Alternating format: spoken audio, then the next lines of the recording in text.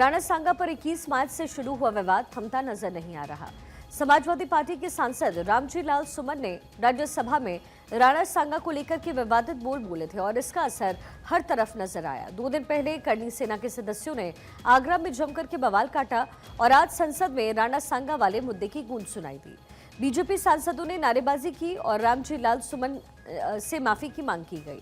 राज्यसभा की कार्यवाही शुरू होते ही सत्ता पक्ष के सदस्यों ने हंगामा शुरू किया। संसदीय कार्य मंत्री किरेन रिजिजू ने विपक्ष से इस पर अपना स्टैंड साफ करने की अपील की और कहा कि मैं नहीं मानता कि ये विचार अकेले रामजी लाल सुमन के हैं।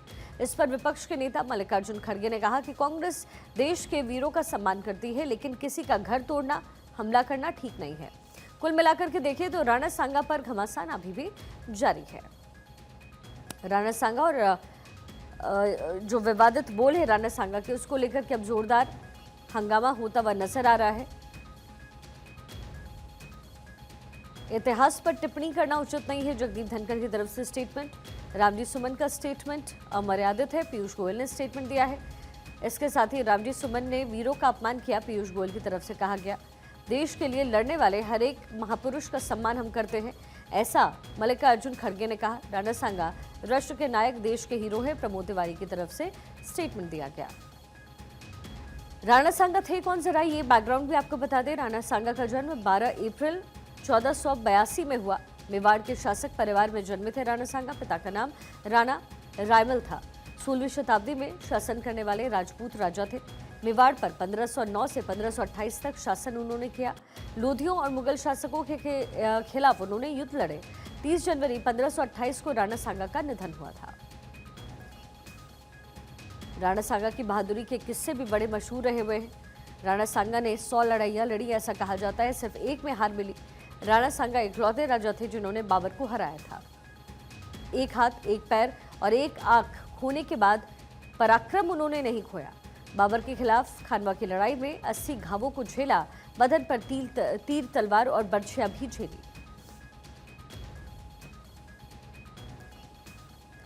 लेकिन अब ये जो पूरा मामला है वो पॉलिटिकल बनता हुआ नजर आ रहा है। इस पर खूब सियासत इस समय हो रही है, टिप्पणियां की जा रही हैं। राणा सांगा के मुद्दे को लेकर के पॉलिटिक्स अपने चरम पर इस समय है। रामजी लाल सुमन की तरफ से जो स्टेटमेंट दिया गया, उसके बाद बीजेपी उन्हें आड़े हाथों लेती हुई नजर आ रही है। संसद के दोनों ही सदनों में इस पर जोरदार हंगामा हो रहा है। लोकसभा, राज्यसभा दोनों में ही इस मुद्दे को परस्पर तरीके से उठाया जा रहा है। जाहिर है इसका जो फायदा है वो आने वाले दिन में पॉलिटिकल पार्टीज गेन कर सकती है और कोशिश भी यही हो रही है। इसीलिए बीजेपी ये कह रही है कि जो पॉलिटिकल पार्टीज, जो विपक्षी पार्टियां हैं, वो इस पूरे मुद्दे को लेकर के अपना स्टैंड क्लियर करें।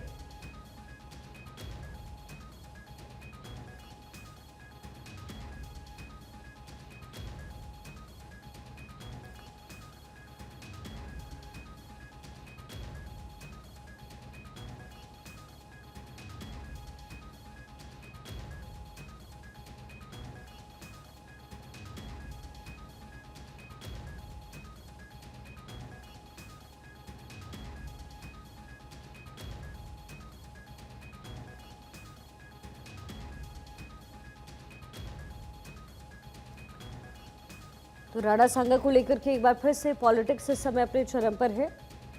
राज्यसभा में एसपी सांसद के स्टेटमेंट के बाद ये जोरदार हंगामा हुआ और पिछले कई दिनों से राणा सांगा के मुद्दे को लेकर के बवाल चल रहा है।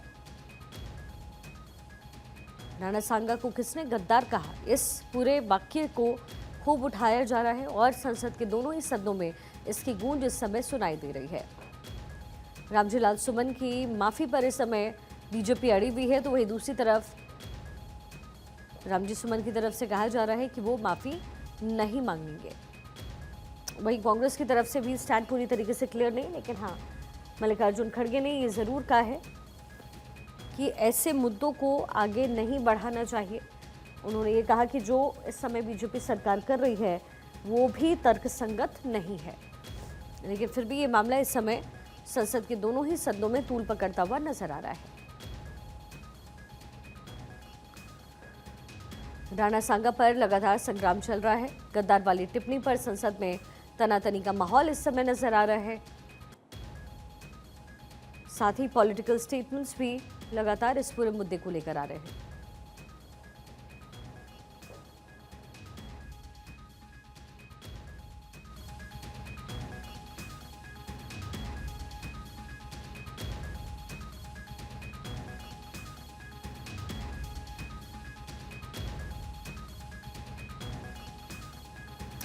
राणा सांगा पर यहाँ पर संग्राम होता हुआ नजर आ रहा है। गद्दार वाली टिप्पणी पर संसद में तनातनी का माहौल है। जाहिर है जो पॉलिटिकल पार्टी है इसे इनकैश करने की भी कोशिश करेगी और यही काम बीजेपी की तरफ से किया भी जा रहा है। रामजी लाल सुमन की तरफ से जो स्टेटमेंट दिया गया उसके बाद बीजेपी बार बार कह रही है कि ये किसी एक व्यक्ति की सोच नहीं है, ये पूरी पार्टी की सोच हो सकती है और ऐसे में पार्टी को अपना स्टैंड क्लियर करना चाहिए। वहीं कांग्रेस की तरफ से भी रिएक्शन आया है। मल्लिकार्जुन खड़गे ने कहा कि ऐसे मामलों पर राजनीति नहीं होनी चाहिए।